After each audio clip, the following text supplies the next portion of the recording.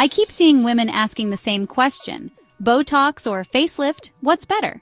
Some say Botox is the quick fix, others swear a facelift is the only way to truly turn back the clock. But here's the truth. Both come with risks, regrets, and things you must avoid if you want results you'll actually love. So in this video, I'm breaking down Botox versus facelifts, what works, what doesn't, and the mistakes you absolutely need to avoid.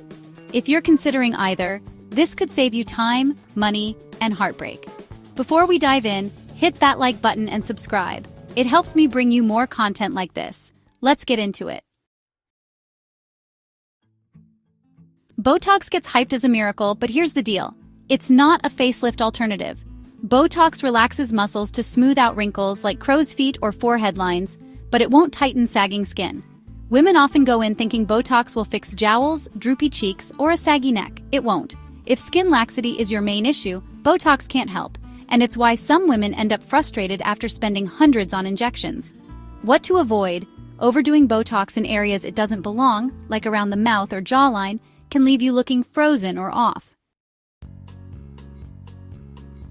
Here's where people go wrong with facelifts. They expect to come out looking wrinkle-free. A facelift pulls sagging skin tight, but it doesn't address fine lines, crow's feet, or forehead wrinkles. That's where Botox comes in. The big mistake? Thinking you only need one or the other. Many women regret not combining treatments for better results. What to avoid? Unrealistic expectations. If you're spending thousands on a facelift, don't skip Botox or fillers if your surgeon recommends them.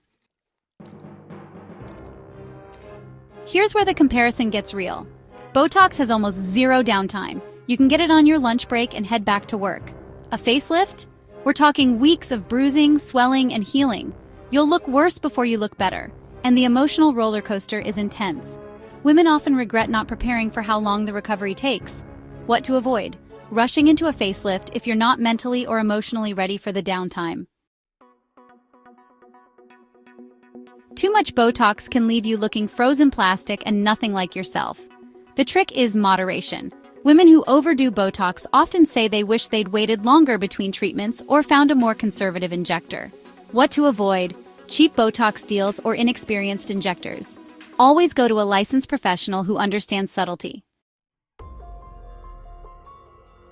If Botox goes wrong, it'll wear off in a few months. But a bad facelift? That's permanent unless you pay for more surgery to fix it. We've all seen celebrities with overly pulled skin and unnatural results. That happens when you choose the wrong surgeon or chase a bargain facelift. Women who regretted their results said this was their biggest mistake. What to avoid? Cutting corners on cost. Your face is not the place to save money. Here's a controversial truth. Botox seems cheaper, but when you add up treatments every 3 to 4 months, the costs can surpass a facelift over time. A facelift is a bigger investment up front, but results last 8 to 10 years. What to avoid? Assuming Botox is always cheaper in the long run, do the math for your goals. Women often think a facelift will freeze time, but it doesn't. You'll still age, and without maintenance, like Botox, fillers, or good skincare, those results will fade faster. The key? Combining treatments strategically to keep looking natural. What to avoid? Thinking you'll never need touch-ups after a facelift. If you're in your 30s or 40s and dealing with wrinkles, Botox or fillers are usually enough. But if you're over 50 and seeing skin sag, a facelift might be the better choice. What to avoid? Getting Botox when you really need a facelift, or vice versa. This is where consulting a good surgeon is everything. Whether it's Botox or a facelift, your results depend on the person doing it. A bad injector can leave you frozen. A bad surgeon can leave you looking unrecognizable. What to avoid? Choosing someone based on price instead of skill.